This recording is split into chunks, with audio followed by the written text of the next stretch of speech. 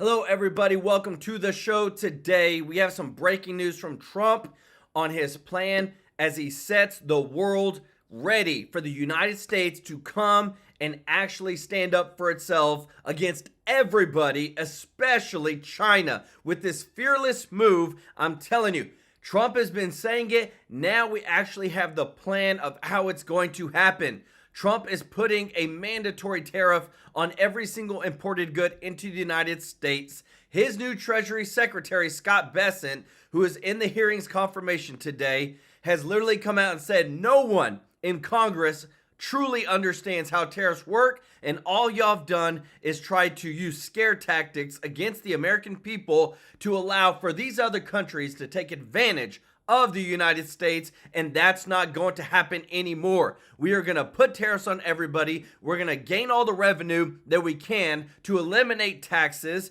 We're going to put America first. He said this will happen day one. And all these politicians that have been lying to the American people for years are about to be exposed. Guys, I didn't even know this guy, Bessent, Scott Bessent, I think his name. And literally, I'm a huge fan right now because he knows what he's talking about, and he said he's ready to fulfill Trump's agenda. He said in 2017, we imposed tariffs, and guess what? No inflation. So stop trying to lie to all the American people. We also we're Byron Donalds. If you're a Byron Donalds fan, let me hear you in the chat, because he has signaled that he is going to be running for Florida governor in the next election once DeSantis steps down, because they can only be governor for 2 terms, but he's already got Trump's endorsement, so this is looking really good for him. On top of that, Biden came out with his farewell speech, and then he started mentioning all the tech oligarchs like Elon Musk, Jeff Bezos, Mark Zuckerberg. He said, we got to watch out for them.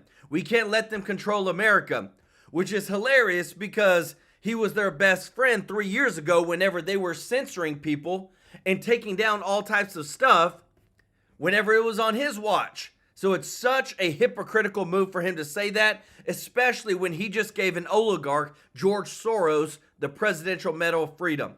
And also, we have officially, guys, this is where it's getting real, guys. We're about to see things get really ugly. State officials from a lot of blue states, including Washington, have told their directives. We have the official statements. They told their directives, they told the city departments, they told the law enforcement agencies, you are prohibited from working with Donald Trump or anybody on his team when it comes to the mass deportations.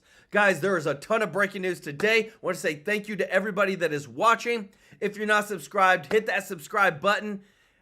Click it if you don't mind. I'm here to serve you with the top news. And if you don't mind, click the thumbs up like button. It really does help the channel so much, guys. We want to say thank you to all of our members of the channel. The best chat on YouTube is here on TrueLife News. If you want to be a member, the link is in the description to join. And thank you to everybody that gives a super chat donation. In less than a week, we're going to be making our big donation online to the charity, helping out the kids that don't have a family, that basically don't have anybody, guys. I'm so excited about this, but we're going to jump into this news because a lot of good things are happening today. Check this out. Right, fellas? Let's go. So just happened, big news. Governor Ron DeSantis in Florida appoints Attorney General Ashley Moody. Very nice lady. Met her a number of times. Very nice to me. Again, folks, it's not personal. Nobody cares. You don't have to be nice. I don't need you to be nice to me. I don't need you to like me. You can hate my guts. If you vote conservative, I like your outcome. We're all about spreadsheets and outcomes, correct? In the chat. Thank you. So, assuming nothing happens with Senator Marco Rubio's confirmation, he's not resigned yet. He'll probably obviously wait till Monday. We will see Ashley Moody in that Senate seat. No reason to believe otherwise. We care about outcomes. Having said that, scrap that for a second. Okay, great. Ashley Moody. Fantastic. This opens up a number of different things in Florida politics that affect the whole country. Number one is, what does Matt Gaetz do? Matt Gaetz, former congressman, as you know, was the attorney general nominee, stepped aside, now Pam Bondi. You know Matt Gaetz has political aspirations. He's talked about it.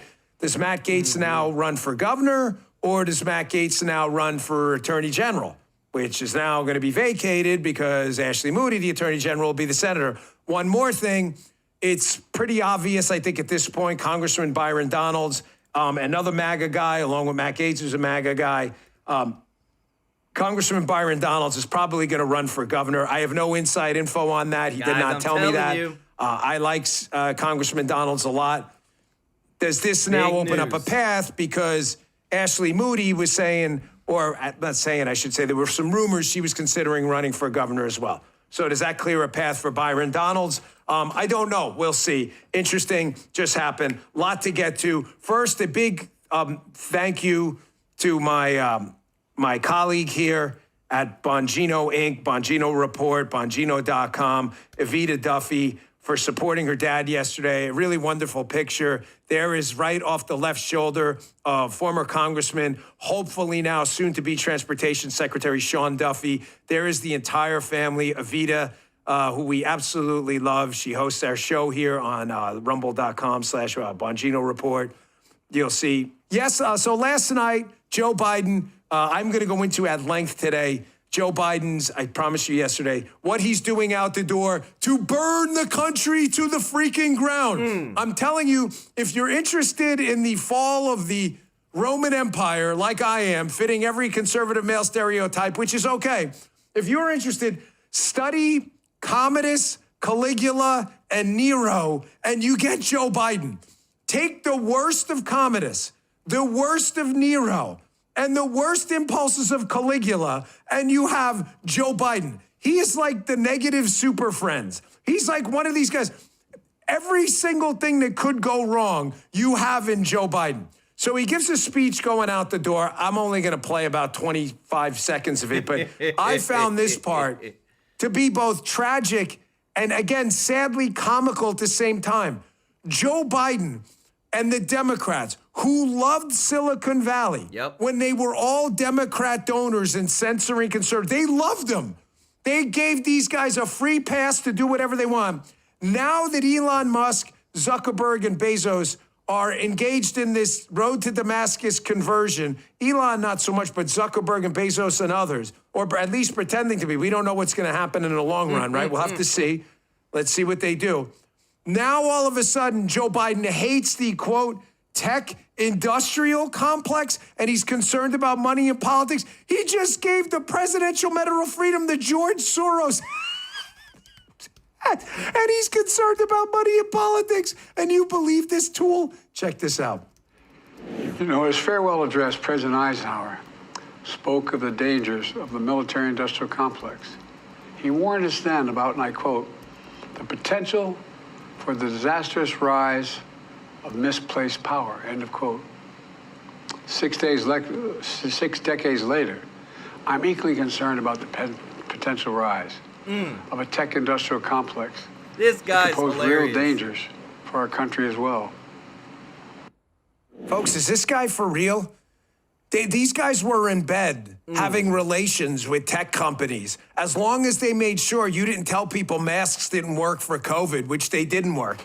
It was like a condom that never failed in spreading an STD, the mask. The thing never worked. Everyone who wore a mask got COVID. But if you told the truth about it, they censored you and they loved it. Now, all of a sudden, Zuckerberg, we haven't even seen, the long-term effects of these alleged changes yet. Now you've got all these Google people who just aren't kissing the left side, and now they're concerned about the tech industrial complex. You know what? You could take that and shove it up your...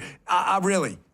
Nobody believes you. You guys are ridiculous. You're a laughing stock. It's why you got your kicked in the last election. Stop the insanity, please. All right, moving on. That whole speech last night was a joke. Nobody watched it. I mean, for a presidential departure speech, you would think most of America would care at least what he has to say. I heard nobody talking about this at all, except people who are really knee-deep in politics. It was an embarrassing, humiliating speech celebrating easily the worst presidency in modern American history, the disgraceful, corrupt, sociopathic Joe Biden. Folks, we don't do a lot of foreign policy on this show, but there's going to be a lot of interest in this topic. Now, I'm going to say in advance, as I've said often, ladies and gentlemen, I am as serious as a stroke about this. If you are one of these people, I know it's hard to look in the mirror, that hates any ethnic group at all, Hispanics, blacks, Asians, Jews, I'm sorry, but you're not welcome here. Well, I'm not sorry, but you're not welcome here. You're not. You can watch the show. I can't stop. I'm just telling you, this isn't the. You're not going to like my show because we don't do that. It's not a virtue signal. It's just true. So if you're a Jew hater, and the thing is like, you just want to hate the Jews. I'm not saying you don't have a reasonable objection to peace deals. You don't like the Netanyahu government. You have objections to Israel policy. That is fine. We do free speech. I support a platform that supports all views. On Rumble, I actually invest in it. Speak your turn. If your thing is I hate Jews and everything they do is wrong, you're not going to like the show. The show's not for you. You don't have to announce your departure. It's not an airport. You can just go. You're not going to like it. We're never going to agree. Everybody cool with that? Because I don't want to deal with 6,000 people in the chat. The Jews did it. I'm not interested in stupidity, okay? If you replace that with any other ethnic group, you'd be horrified at your stupidity, okay? So just stop. Foreign policy matters, whether it's Israel, Jordan, Ghana, South Africa, France. What happens overseas matters. Yes, it does, guys. And I'll tell you this. I've got a post. Listen to this, guys. Like, this is about as a bomb post as you could ever have. Donald Trump, this was what Arab officials said. Trump envoy swayed Netanyahu more in one meeting than Biden did all year. How awesome is that? Thank you so much, George Lambert, for the super chat. Let's go. I got you, George. This is the thing, guys. If anybody wants to contact me and directly, reach out to me, TrueLifeNewsYT@gmail.com. I'm going to put it in the chat. Appreciate you so much. Y'all show George some love in the chat. And thank you so much, Brian McGavick, who said, check out our Secretary for Defense ceremony live. They just gave him a medal. Let's go. And Virginia Friday, thank you so much. He said, I'm just worried they tied about the safety of President Trump on January 20th. Me too, guys. We're going to be praying, guys. But also, just want to know that I believe there's a lot of people praying, and there's a lot of people that are trying to make sure that he's safe. Y'all show George and Brian and Virginia some love in the chat, everybody.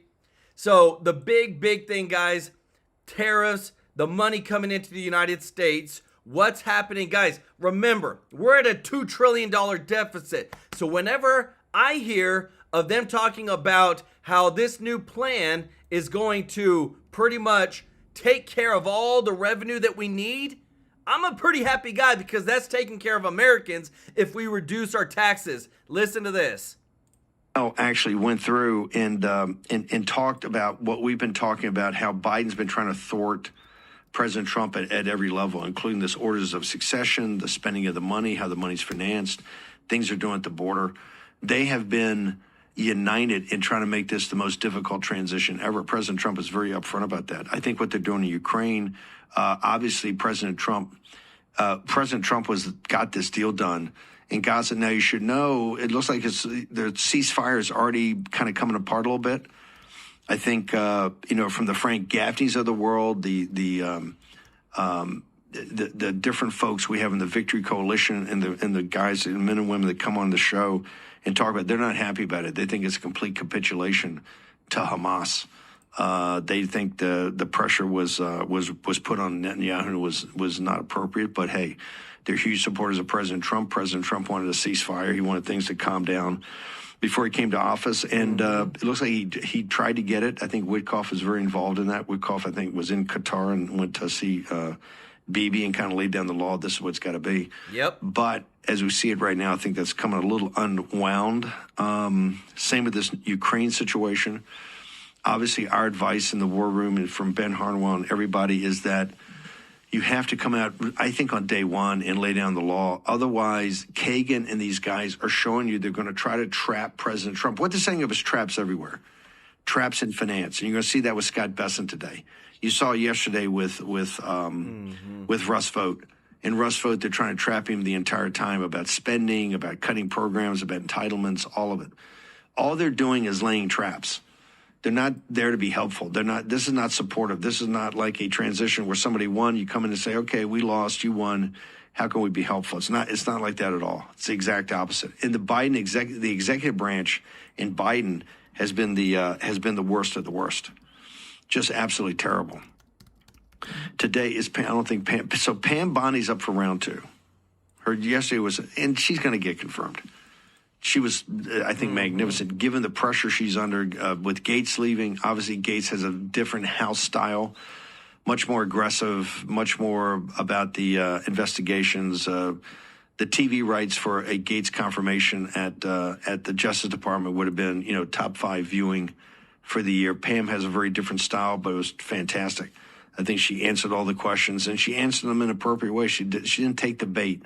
She didn't take the bait, and that's hard when you're sitting up there hour after hour, and they're just pounding you, and you're at that table alone, because you really are. It just shows you. It shows you. She did with a lot of class, a lot of style, and kind of steel toughness, steel magnolia, right? Not going to flinch. Not going to let Shifty Schiff get on her. Not going to let. She was barrage, just like heck. It was not as nasty as Hex says. Hex took on a personal animosity, but particularly the female Democratic senators. They were kind of harridans that day, just after him. I thought it was a terrible look for them. That's what Pete's getting through. I think it's one of the reasons Joni Ernst said, hey, I'm all in. We've got Scott Bessent. They've come up with this thing about his taxes. They're going to hammer him on that. Look, he's like everybody. They're aggressive on their taxes, right? And it's he's going to get pummeled by the Democrats on that. It's all phony. It's all made up. They're going to come after him hard on tax and tariffs, all of it. So that'll be interesting. Lee Zeldin, they're going to get into the questions. It's going to be brutal. We're going to cut back and forth from the wisdom of yours truly. I'll put this in context the entire time. And what we saw, we got tremendous feedback from the audience. We're the only one to do this. We think it's important. It's important for the cadre and the war room posse to understand the angle of attack that the Senate's going to take. Senate is obviously a major player, particularly in going forward. And you see the Democrats, and they're coming out their true colors.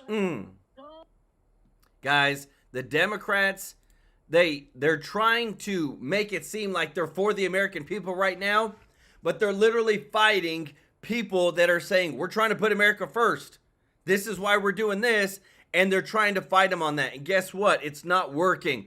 But I wanted to show you this, guys, from the leading report. Representative Byron Donalds privately says he will run for governor of Florida, guys. And look who he's standing next to. He's got a lot of pull and support from President Trump, guys. I think we're looking at the next Florida governor right here. On top of that, so Trump is literally hitting every angle that he can to try to influence as many people as possible. He just announced this moments ago. Trump said, it is my honor to announce Jon Voight, Mel Gibson, and Sylvester Stallone, a Rocky, to be special ambassadors to a great but very troubled place, Hollywood, California. I didn't even know we could have internal ambassadors to a state, especially Hollywood. They will serve as special envoys for me for the purpose of bringing Hollywood, which has lost much business over the last 4 years, to foreign countries back bigger, better, and stronger than before. These 3 very talented people will be my eyes and ears, and I will get done what they suggest. It will again be like the United States of America itself, the golden age of Hollywood. Guys, I'm telling you this, me and my brother, we love movies. We could quote movies like nobody's business. And if there's anything that we say is they don't make movies like they used to. In the 90s, they did phenomenal work with movies. And things just have been horrible since. But again, if they can bring back some of that, guys, I would be so happy about it. But guys, listen to this too, because again, lots of stuff's about to happen. Speaker Johnson is letting us know a lot of what's going on with these hearings. Check this out. Look forward to seeing you next week. Let's start with Joe's farewell and the fundamental question: can Americans look themselves in the eye and can they ask the question: are they better off economically? Is the economy better off? Are they more safe and secure both at home and abroad? Because that would be the measure of any president's success, wouldn't it?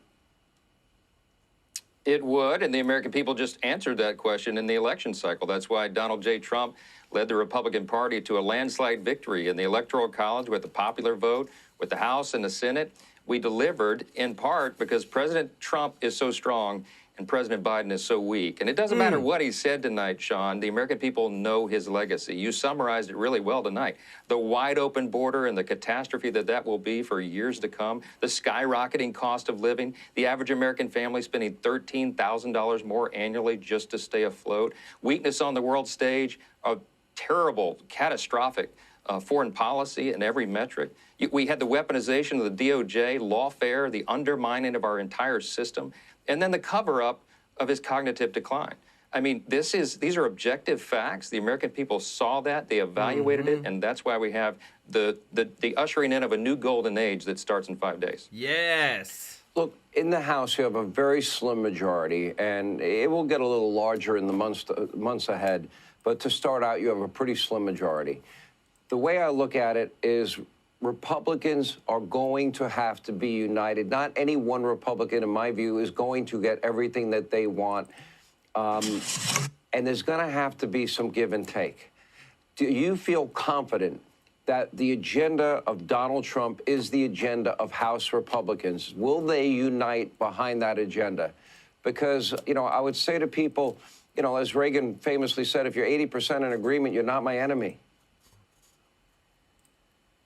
Yeah, that's right. He said, I'd rather get 80% of what I want than go over the cliff with the flag waving. Let me tell you, I've got great news to report tonight, Sean. The House Republican Conference and the Senate Republicans are united. This is the America First agenda that we are going to deliver in spades. The American people demand and deserve that, and we are ready to act. We've been preparing for this moment. We can't wait for President Trump to take that oath in 5 days. And when he comes into the Oval Office, he will hit the ground running. We'll have legislation prepared for him to sign into law. He'll issue a flurry of executive orders because we have to fix all these disastrous policies that Biden and Harris delivered to the country. And it will happen quickly. It's going to be a very aggressive first 100 days agenda. We'll use the budget reconciliation process. As we've said so many times, Sean, we have to fix everything. So it's going to require teamwork. It's going to require unity. But I'm telling you, every single member in the House and Senate that is a Republican is ready to get this job done.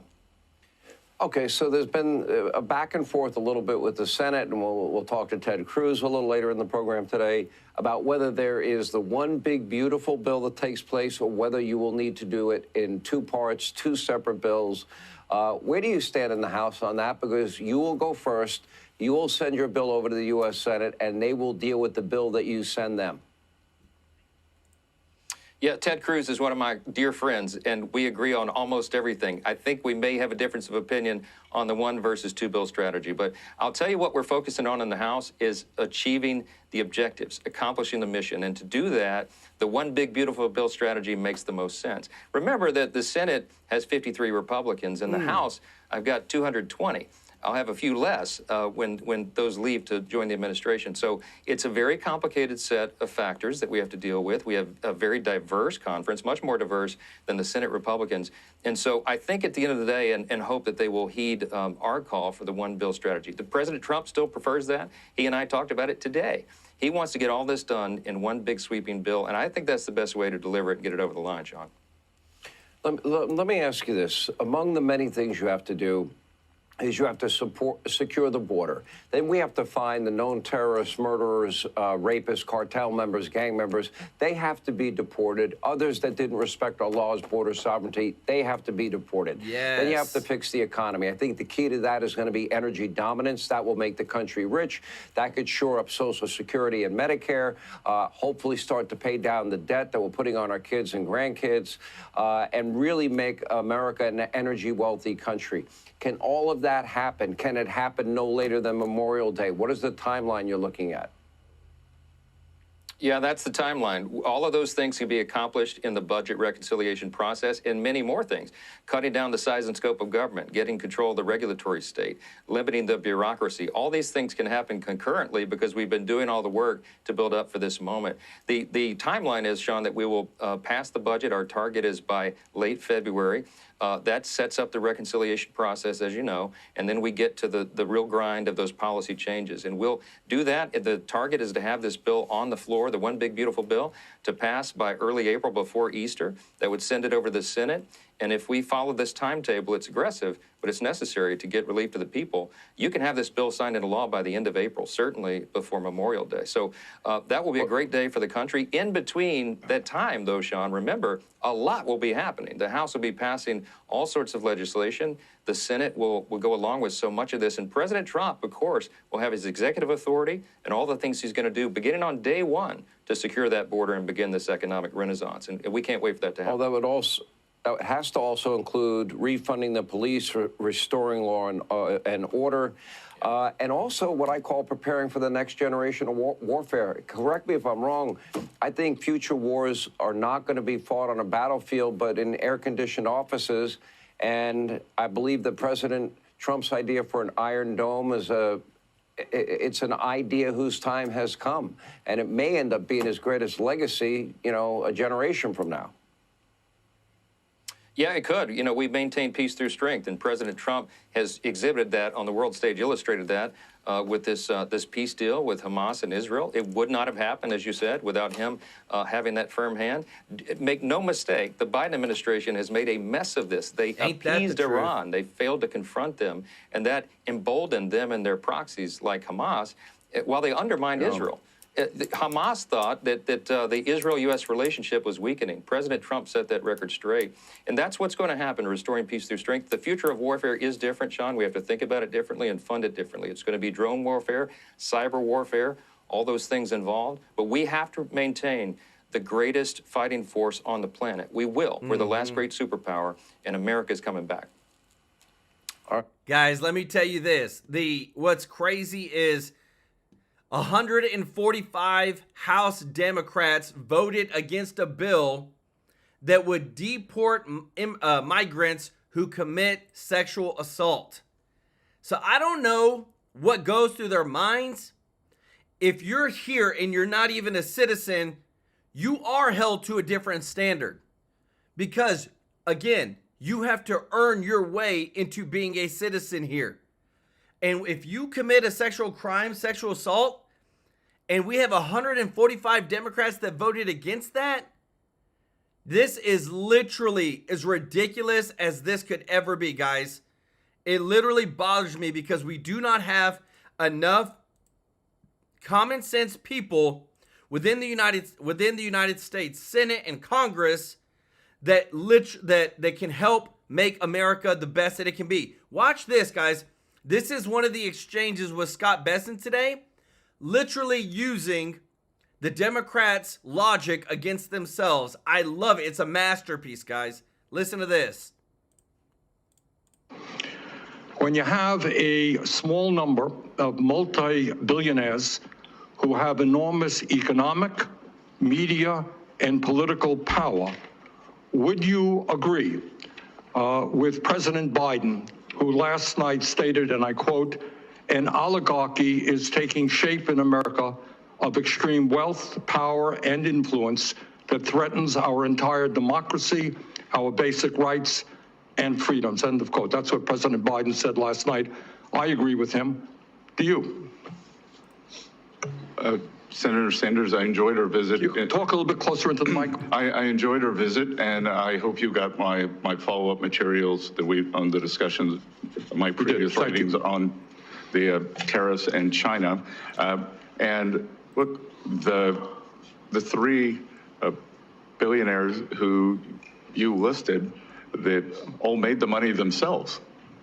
Mr. Musk came to the country as an immigrant. I understand that, but what I'm asking you is, when you have a handful of people like Musk, who will soon be part of the Trump administration, and others, when you have three people owning more wealth than the bottom half of American society, when these people have enormous influence over the media, when they spend huge amounts of money in both political parties to elect candidates, what Biden said last night is we're moving toward an oligarchy. I'm asking you that question.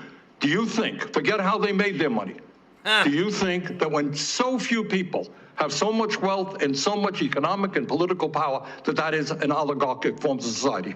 Well, I would note that President Biden gave the Presidential Medal of Freedom to two people who I think would qualify for his oligarchs. So This is not a condemnation George of any Soros, one baby. individual. I'm just asking you, would so few people have so much wealth and power? but Do you think that that is an oligarchic form of society? Senator, I think it depends on the ability to move up and down the income. No, that's not really the answer. I mean, even if you had that mobility, no matter who those individuals might be. All right, but let me ask you another question. Guys, I love it because, again, what they want them to say is, yes, I agree. No, because he said literally they kind of made their money. They all came from pretty much nothing. And I love this picture, guys. I wanted to show you this picture because Trump, it's a different beast, guys. It's a different beast. It's a different game now. 45 was coming in, didn't know much, but ran successful businesses, was able to make a huge impact. This is 47 now. This is his inauguration photo. Coming in and ready to put people in their place. Because let me tell you this, a lot of people are nervous, guys, about the inauguration. A lot of people are nervous about the drones. I want to show you something that makes me nervous. Because when you hear out of somebody who we trust, Representative Marjorie Taylor Greene, I got it, Marjorie Taylor Greene, when you hear about her and her flight into DC and what happened because of drones, it makes you start thinking, guys, something's going on. We need to know. Listen to this, because this could be really unsafe. I was flying into Washington from West Palm Beach yesterday afternoon, and we're approaching into Washington, D.C., making our way to land at DCA, and the pilot comes on, and he says that he's having to reroute and come in and land from another direction due to unauthorized drones over the White House. I mean, you talk about shocked. Everybody was looking around like, what? Did we actually hear the pilot say that? I immediately sent a message to Homeland. We've got to have a hearing on this. We need to investigate this. We need answers immediately. Yeah. But I want to take this to another level because the news came out today, Sean, and I'm sure you saw it. The Chinese drone company DJI, which really dominates the marketplace, the majority of the marketplace with drones. They just lifted their geofencing restrictions on their drones, meaning that their drones will now be able to fly over our military bases. They will now be able to fly over the White House. And this is all because of the Chinese company DJI has lifted that geofencing. This is a direct threat to our guys. And if you don't understand the geofencing and the technology terms and like that, so basically, everything is put in the entire world, guys, is put on a grid. And based upon their position and their coordinates with satellites and where they're able to, because they all have this connection going, they can only fly in certain spots. So, like, hey, you can't fly over the White House. You can't fly over military bases. Those have been considered prohibited areas. And everybody is supposed to follow these standards. Well, China just said, guys, this is days before the inauguration. This is not good. Days before the inauguration, China puts it in their software that they don't have to abide by those rules that everybody else has to abide by.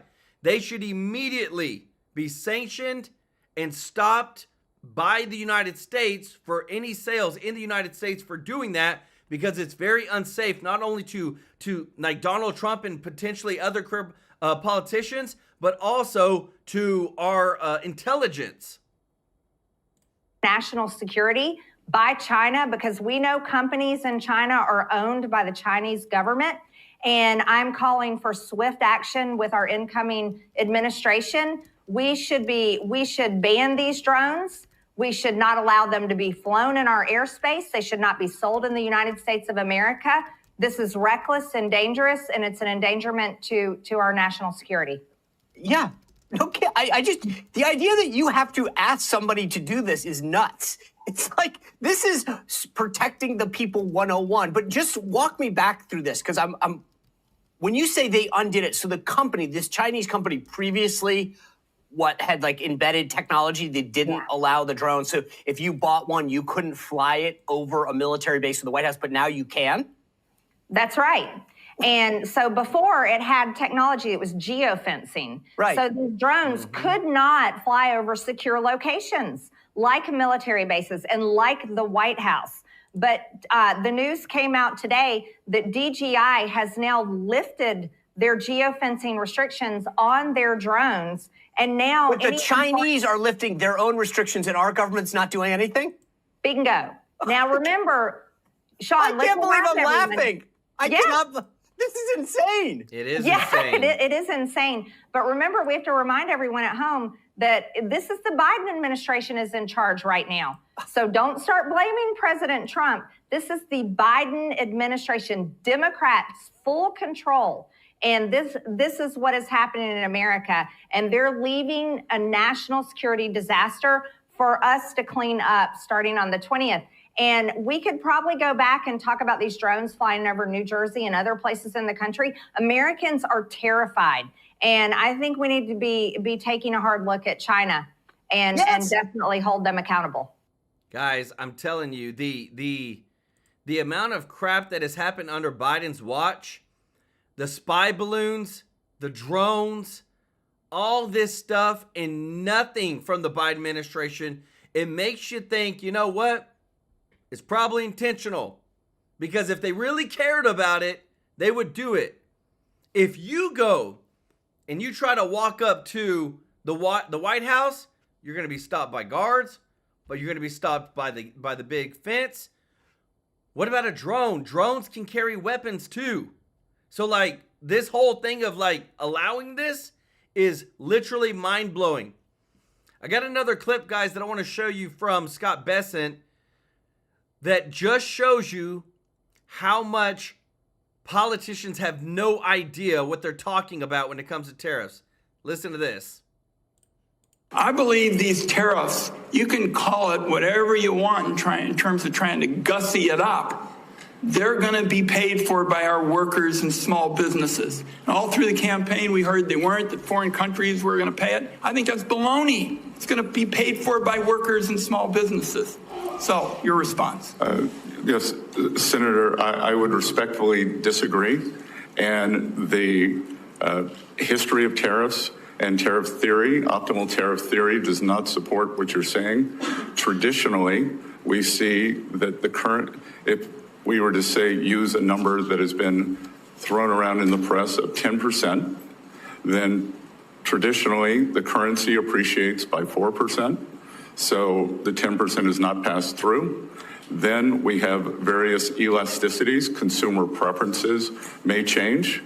And finally, foreign manufacturers, especially China, which is trying to export their way out of their current economic malaise, they will continue cutting prices to maintain market share.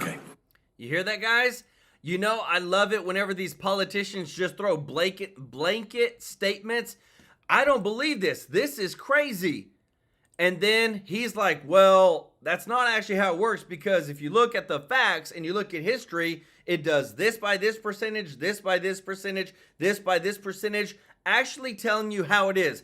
That is the difference between a businessman who is held accountable to numbers and performance versus a congressman who they can say whatever crap they want and they're never held accountable to anything. Because tell me, how do you hold what's the report card for a congressman or woman?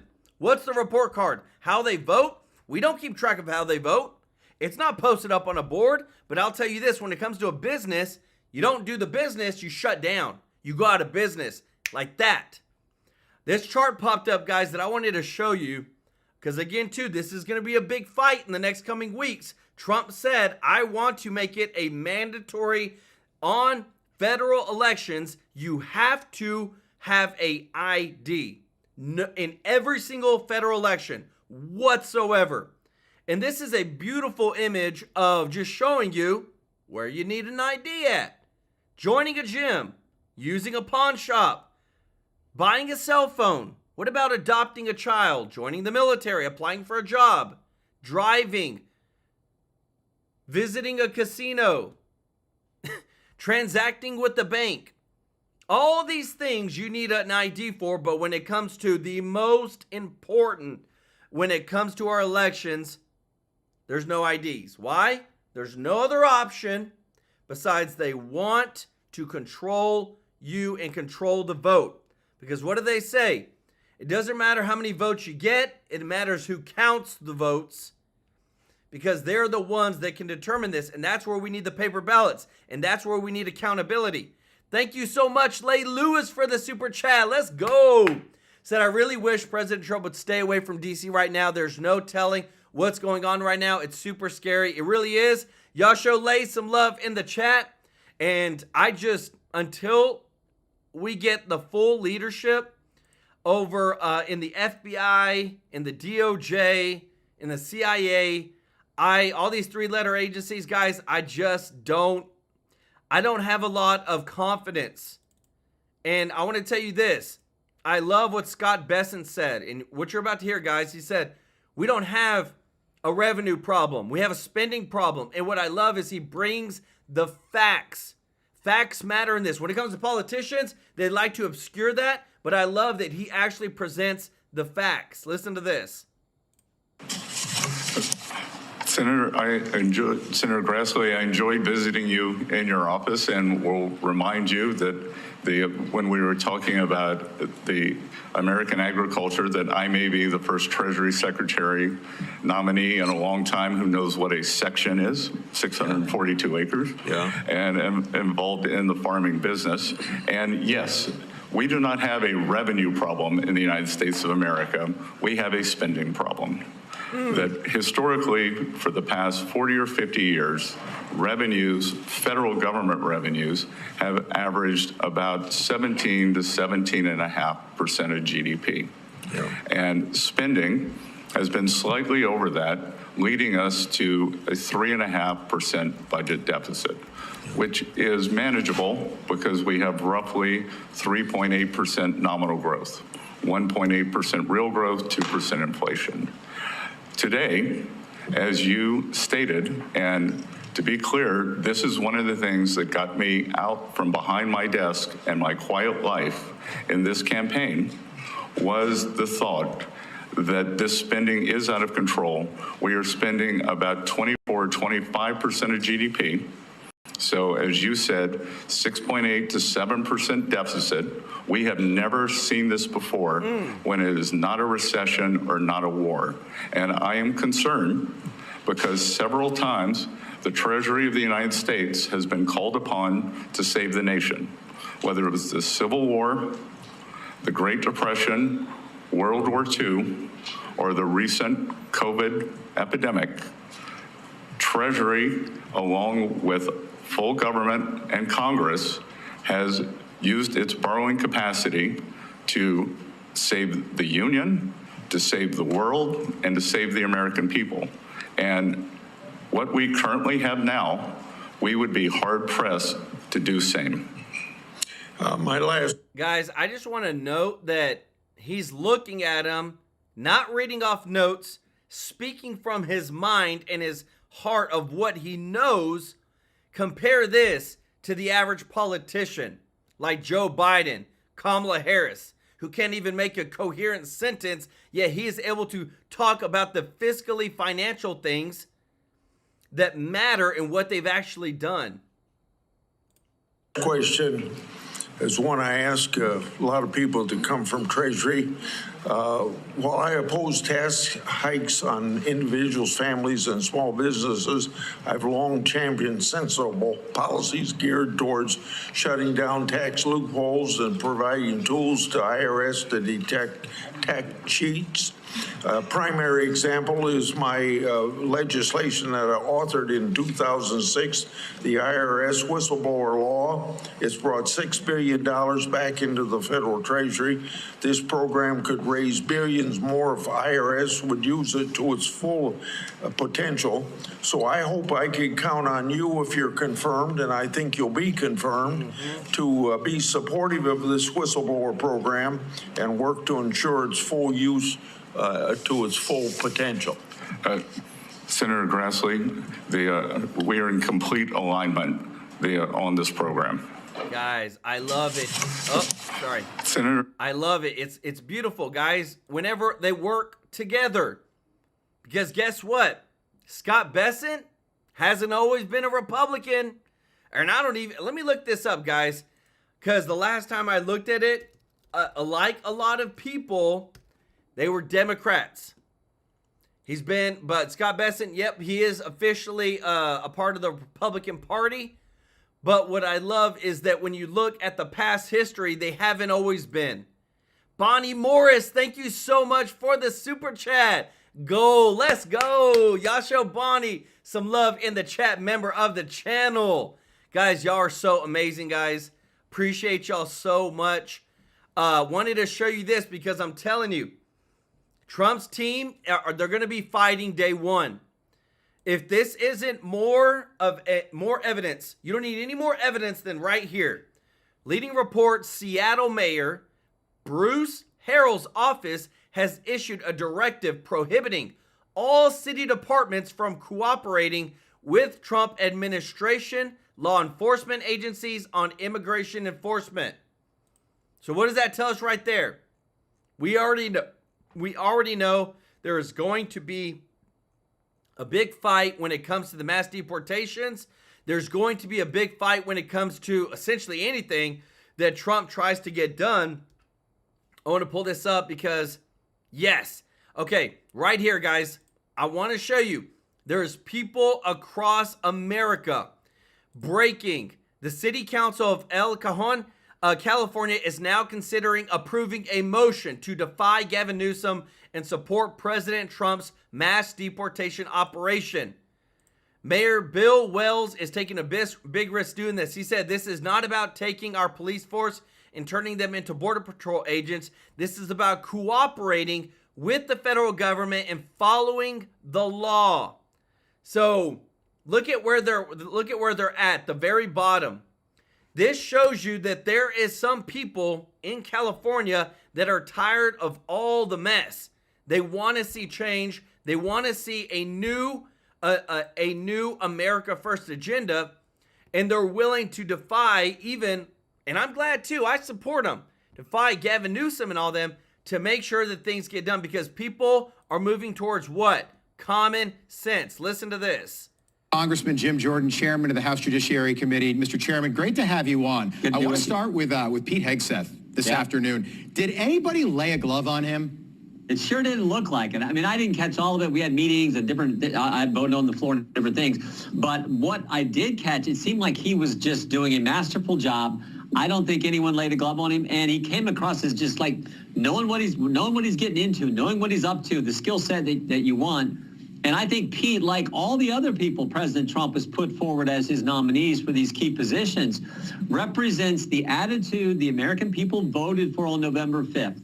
They want folks leading these agencies who are going to clean them up, make sure these agencies serve we the people, not be weaponized against the taxpayers, but actually serve the taxpayers. I think Pete Hegseth has that attitude, and of course his experience as a warfighter himself, I think, is tremendously important as well. Yeah, it sure is a difference from what we've seen. Joni Ernst just announced about an hour ago that she's going to back Pete Hegseth and vote for him. Great to hear. Yeah, which is huge. Do you expect any more Republican defections? Do you think he's going to get confirmed? I do. I think he's going to get confirmed. I think Pam Bondi, Kash Patel, Todd Blanche. I think the whole team that President Tulsi Gabbard, I think, is critically important. RFK Jr. I think they're all important because, as I said before, they represent what the American people voted for, and they're coming in there to say we're going to serve the American taxpayer, service to we the people. That's the attitude I think they bring, and that's why I want them all to get to confirmed, and I think they will be. Yeah, today was one of those days. I was expecting more from Democrats, but the party is just so weak and depleted right now. My impression was that nobody really got to him. I thought he comported himself well. There were some tough moments, and I think they're going to vote on Inauguration Day. It sounds like Monday. I want to ask you about some news in the House today. You guys passed the Protection of Women and Girls in Sports Act of 2025. The final vote, 218 to 206. 2 Democrats joined Republicans. The bill will ban schools from allowing biological males from competing in women's sports. Amen. It is about time. Does this make it through the Senate?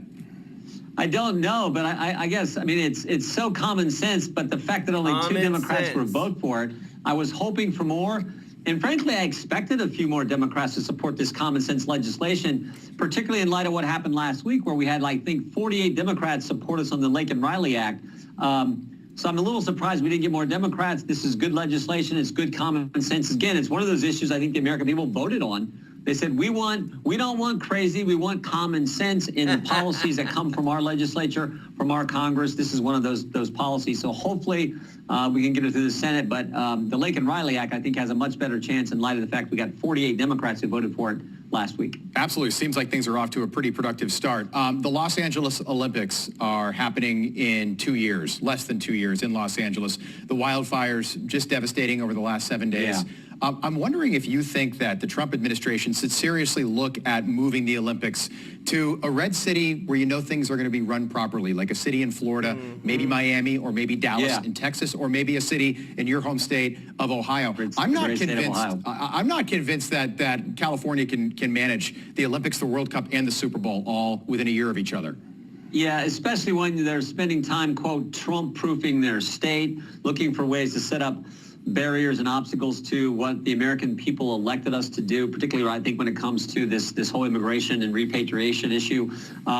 So we'll see. I'll leave that up to President Trump and his team once they get up and running here in less than 6 days now. So we'll see. But I do think the American people rightly see how poorly that state is being run, how poorly these tragic fires have been handled by both the governor and of course, the mayor there in Los Angeles. Yeah, and they have wildfires, in the summer when it's the warmest and driest in that state. That's a concern. That's something I think the administration should consider. Just a quick one, and I thought this was very odd, but I wanted to get your take. So Kamala Harris, in another strange move, did not invite J.D. Vance and his wife and his 3 little kids to the Naval Observatory, so the house that he's going to be living in 6 days, for the ceremonial visit, basically so the wife can see the house and the kids can get used to it. This hasn't happened in a long time. What was your reaction to that? Just very strange. Yeah, just poor form. I mean, come on. I go to, this will be, I think, the fifth inauguration I've been to. I was there when President Obama was inaugurated twice. I was there for President Trump. I went 4 years ago for President Biden, where he gave this, he talked about unifying us and then immediately leaves there and goes and does 20 executive orders that divide the country. But I was there. I think I go to every State of the Union address, whether it's President Trump or whether it's a Democrat president. I just think that's poor form. But it is what it is. J.D. Vance is a great senator from our great state, soon to be great vice president from our great state. I think the real question for JD is he going to be here all day Monday? Is he going to go to the national championship football game and watch the Buckeyes put it on the Guys, let me tell you this. It's super sad right now what's happening. Michelle Obama's not going to be there. Nobody cares. The way that they're treating JD Vance, but you know what? They ain't got time to worry about it. Got to move forward. Want to say thank you so much, Donna D, who said, I strongly believe that Biden has set up a plan with China on Inauguration Day to hurt, I would assume you're saying hurt Trump. I'm afraid to watch. Guys, I'm telling you, hope, Lord willing, nothing happens. We're going to be praying. We're going to be streaming it here on True Life News, the inauguration. We want to make sure, and I'll tell you this, that Trump, they're all aware. They're not naive. They know, and they're always expecting for something to happen. So they're planning for it. Like, that's what they say. You plan for something to happen, but you hope that nothing happens. So want to say thank you, Donna D. Y'all show Donna some love in the chat. Want to say thank you to everybody that's watching, guys. If you're not subscribed, what you doing? Subscribe to True Life News. We are here for you Monday through Friday, 2 shows a day, one on Saturday, one on Sunday. Guys, we're working on the merchandise right now to get some True Life, True News. I mean, no, it's going to be True Life, True American merchandise with the flag. It's going to look so good. We're going to do a first launch, limited edition launch, guys. Exclusive. We're only going to do this one design once, and then that's it. We're going to move to some other designs and then do those more consistently. But our first launch, I want it to be special. Want to get some shout outs to everybody. Want to say thank you to everybody that's watching. If you're not, if you haven't hit the thumbs up like button, guys, please do so. And want to get some shout outs to George Lambert, Brian McGavick, Virginia Friday, Lay Lewis, Bonnie Morris, Donna D. Y'all show them some love in the chat. Guys, we're going to be, and also too, guys, with our merchandise, we're going to be giving a portion of that to charity as well, just like we do with our super chats, just like we do with those membership fees that whenever you pay to be a member of the channel. Because again, too, if there's anything that I want True Life News to be known for is the truth and that we are a giving channel. I love you all. Appreciate you so much. We'll see you in the next one. Take care. Bye-bye.